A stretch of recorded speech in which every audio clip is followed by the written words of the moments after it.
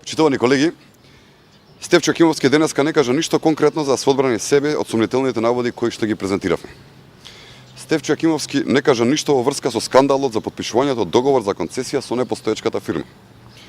Очигледно е дека по обелоденувањето на огромен број на скандали, господинот Стефчо Акимовски се уплаши на својата политичка кариера, која после преминот во неговата нова политичка партија, наместо да оди по нагорна линија, почнува да оди надолу.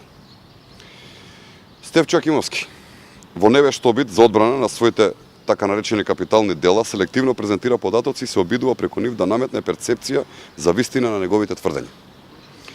Дека работата со давањето на одморалиштето под концесија, давањето од страна на Акимовски, е во најмала рака сомнително говори фактот дека за овој договор се води судска постапка во која човекот на кога Акимовски го препиша одморалиштето не доаѓа на рочишта и ги избегнува судските покани, и тоа го прави веќе 2 години.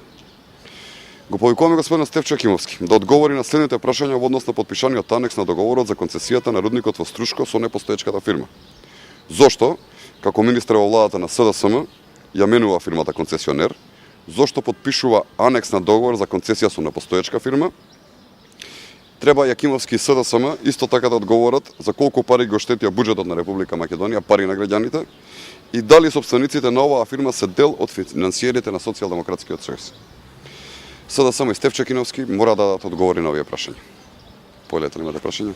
Сега Стефчо Акимовски денеска на пресконференцијата вели дека ако има 1% вистина во сите овие обвинувања, бидејќи ВМРО ДПМН е била на власт, најверојатно институциите ќе ги преземеле мерките и тој веќе не мора да држи пресконференција во СДСМ. Во вчерашниот ден токму тоа го направивме, ги известивме институциите на системот кои што се одговорни за целата оваа работа. Впрочем, тоа секогаш и го мора да го правило, како во минатото, така сега, а и во иднина, без оглед кој од која политичка партија и кој политички дрес го носи. Меѓутоа, сведоци сте во минатото дека господинот Стефчо Акимовски многу пати досега ги извртувал фактите на вистината.